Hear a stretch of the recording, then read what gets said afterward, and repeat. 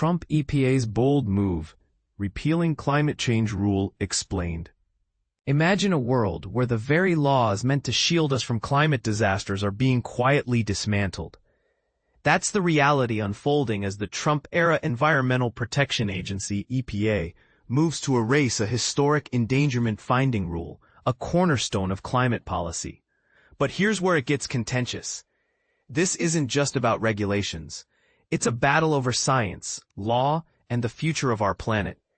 Let's dive into what's at stake. The 2009 endangerment finding declared that greenhouse gases like carbon dioxide and methane pose a dire threat to public health and welfare.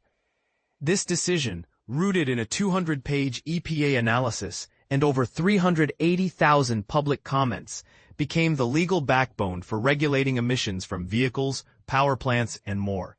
Now, EPA Administrator Lee Zeldin, a Trump appointee, argues the agency never had the authority to make such a determination. The science wasn't just pessimistic, it turned out to be false, he claimed at a press event in Indiana, flanked by state officials. If finalized, this repeal would reportedly save $54 billion annually by rolling back vehicle emissions standards and other climate rules. But here's the twist. The 2007 Supreme Court ruling, Massachusetts versus EPA, gave the agency explicit power to regulate greenhouse gases under the Clean Air Act. Zeldin's team is now betting that a radically different Supreme Court, unlike the one that upheld this authority, will side with their reinterpretation. Critics, however, call this a climate denial playbook that ignores decades of evidence. The Sierra Club has already vowed to fight back, warning that repealing the finding would cripple the EPA's ability to protect communities from rising heat, air pollution, and climate-driven disasters. And this is the part most people miss. The science isn't just getting stronger, it's getting scarier. A 2021 study found that 37% of heat-related deaths since 1991 were linked to human-caused climate change. Meanwhile, the federal government's own National Climate Assessment warns that climate impacts are already eroding everything from public health to cultural traditions. Yet the EPA's new approach prioritizes deregulation over these warnings, claiming the Clean Air Act doesn't empower agencies to create their own laws on climate. Environmental lawyers are already predicting a legal showdown. Mike Girard, a Columbia University climate law expert, calls this the latest salvo in Trump's war on climate rules. The short-term effects are limited now, but the long game is about locking in a legal precedent that makes future action impossible, he explains. The public will soon have a chance to weigh in on the proposed rule. But legal challenges, and a Supreme Court poised to revisit climate law, could delay or even block the repeal. So, where do we go from here? The EPA's gamble hinges on a narrow legal argument, but the real question is whether we're willing to trade off scientific consensus for short-term economic savings. Do you believe this move prioritizes economic gains over public health? Or is it a necessary correction to overreach? Share your thoughts in the comments, because the debate isn't just about regulations. It's about the kind of future we're choosing to build. Trump's EPA attacks climate change regulations. The EPA's bid to undo the 2009 endangerment finding could redefine climate policy in the U.S., sparking debates over federal authority and environmental protection. In 2009, the Environmental Protection Agency declared that rising greenhouse gas levels posed a direct threat to public health, a legal move that many viewed as self-evident to climate scientists. Yet its impact on U.S. policy was profound. It empowered the EPA to regulate emissions from vehicles, power plants, and industries, a tool that has endured despite legal challenges and shifting administrations. Now, President Donald Trump's EPA is taking a bold step toward dismantling this critical regulatory framework. At a truck dealership in Indianapolis, EPA Administrator Lee Zeldin announced the formal proposal to repeal the endangerment finding, a move that had been simmering since Trump's second presidency. https://regulation Trump EPA endangerment finding. Simultaneously, Zeldin unveiled plans to strip away all federal regulations on greenhouse gas emissions for motor vehicles, if finalized. Today's announcement would mark the largest deregulatory shift in U.S. history, he asserted during a press conference. Zeldin criticized his predecessors for what he called mental leaps in the 2009 declaration, arguing that the real threat isn't carbon dioxide itself but the very regulations that impose costs on consumers and limit choices. The regulations are the real problem, he claimed, suggesting that removing them could lead to lower prices and more flexibility. Environmental law professor Ann Carlson warned that reversing the finding would eliminate the EPA's most powerful tool for combating climate change, stating this would eviscerate the big. When Congress expanded the law in 1970, it gave the EPA authority to regulate pollutants threatening public health, but left the definition of pollutant vague. Zeldin Hoover, a senior advisor under Biden, noted, "They foresaw that they couldn't foresee every possible pollutant that could endanger health in decades to come." This flexibility allowed the EPA to determine which pollutants to regulate, though presidents have approached this task differently, with Democrats often expanding agency power and Republicans seeking to constrain it. The 2009 Obama-era finding added carbon dioxide and 5 other greenhouse gases to the list of regulated pollutants. Zeldin's plan to repeal the finding would trigger a 45-day public comment period, during which states and environmental groups may challenge the EPA's decision. The agency is expected to consider feedback before finalizing the rule. If the ruling passes, states could sue the EPA, leading to a years-long legal battle. The legal battles will likely be intense, Parento warned. The EPA's argument may not hold up in court, especially if judges uphold the Clean Air Act's authority to regulate greenhouse gases. The Supreme Court's 2007 decision in Massachusetts versus EPA affirmed the EPA's right to regulate greenhouse gases, but it also declined to hear a challenge to the endangerment finding in December 2023. If the EPA succeeds in overturning the finding, the Supreme Court may revisit the case, potentially undermining the 2007 ruling. That could be the ultimate aim, said Carlson, to force the court to reconsider Massachusetts versus EPA and make it nearly impossible to regulate greenhouse gases under the Clean Air Act. The fallout extends beyond federal policy. Repealing the finding could weaken the oil industry's legal defense against climate lawsuits, as companies have long relied on a 2011 Supreme Court ruling, American Electric Power Company versus Connecticut, that held federal law shields them from state lawsuits over climate change. If the endangerment finding is revoked, the argument that the EPA's authority is limited could collapse, leaving fossil fuel firms vulnerable in court. There's a risk that this reversal could open the door to more nuisance lawsuits against energy companies, said Jeff Holstead, a partner at energy law firm Bracewell.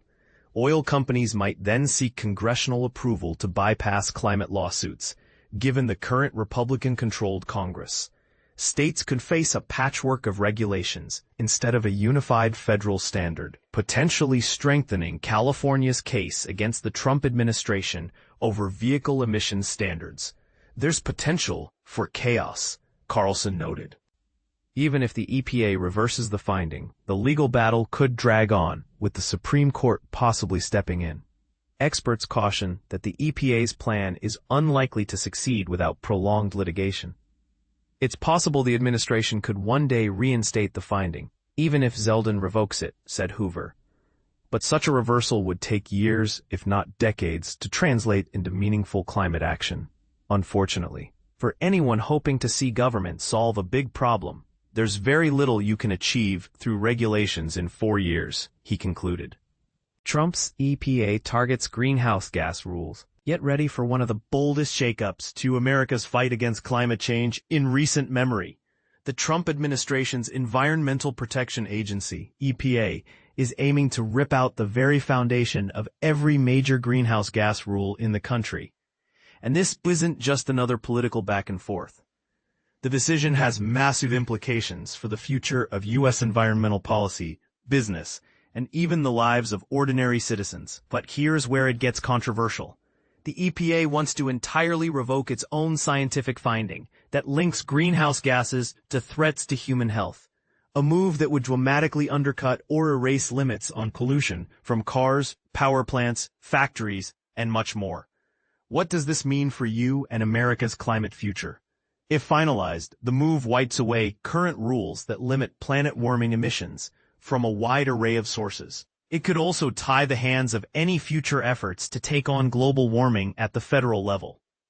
EPA head Lee Zeldin, alongside Energy Secretary Chris Wright, didn't mince words, calling this the largest rollback of regulations in U.S. history and claiming it could save companies $54 billion every year by scrapping various emissions standards, like those for car tailpipes. It's not just a numbers game, though. Under the previous administration, rules through 2032 were forecast to curb over 7 billion tons of carbon emissions and bring almost $100 billion in net benefits to Americans, mostly through fuel savings and lower car repair costs.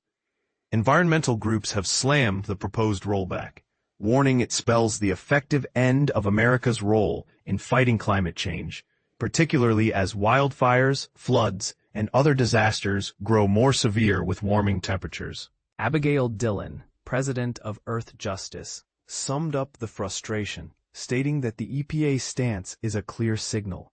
Polluters get a green light, while everyday people confronting climate disasters are left to fend for themselves. And this is the part most people miss. This isn't just a domestic issue. The EPA's move is expected to spark fierce court battles, with environmental groups, states, and legal experts preparing to challenge the proposal. After all, the endangerment finding has survived repeated legal attacks since it originated in 2009 under then-President Obama. So why make this move now? Zeldin points to a 2024 Supreme Court decision restricting federal agencies' power, famously the end of what's known as Chevron deference, which, he argues, means the EPA can't decide for itself to regulate greenhouse gases. In his words, only Congress can give such authority explicitly. Contrarily, if lawmakers amend the Clean Air Act to clearly mandate the regulation of carbon dioxide, methane, and similar gases, the EPA would comply. But does this interpretation undermine decades of scientific and legal precedent? The roots of the endangerment finding date back to the 2007 Supreme Court ruling, Massachusetts v. EPA. The court held that the EPA was required to determine scientifically whether emissions from vehicles are dangerous and, based on that, to act. The eventual 2009 finding became the legal backbone for everything from vehicle tailpipe standards to methane rules for oil and gas. Fast forward to now, and the Trump team is not only challenging these rules, but also the prevailing scientific view that climate change threats are mounting faster than anticipated. Notably, their position runs counter to both recent international legal opinions, such as the International Court of Justice's assertion that countries failing to cut emissions may be breaking international law and long-standing global scientific consensus. They've even dismissed the entire team of authors who compiled the U.S. National Climate Assessment, a key report on domestic climate impacts. Energy Secretary Chris Wright argues that America needs a more grounded, pragmatic approach, not, as he put it, a detour from real science or practical progress. EPA Chief Zeldin even questioned whether carbon dioxide offers any benefit or necessity at all, a statement likely to ruffle feathers among climate scientists. Industries have responded in varying ways. The American Trucking Associations cheered the EPA's action, claiming past emissions rules set the trucking industry on a path toward collapse. Ford, on the other hand, emphasized the need for emissions standards that are stable, market-aligned, and that encourage both carbon reductions and manufacturing in America. Meanwhile, the Chamber of Commerce is still reviewing the details. The blowback from some states and environmental regulators has been scathing.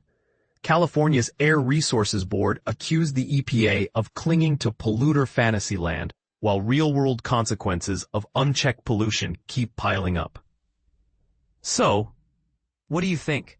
Is this a long overdue step to restore regulatory sanity, or a reckless gamble with the nation's climate and health? Should Congress, not federal agencies, be making these decisions? Are carbon dioxide and other greenhouse gases truly endangering our future, or is there more nuance to the science and policy than the partisan debate suggests? This issue touches everyone. So where do you stand? Let's hear your perspective in the comments below. Are you for or against these changes, and why?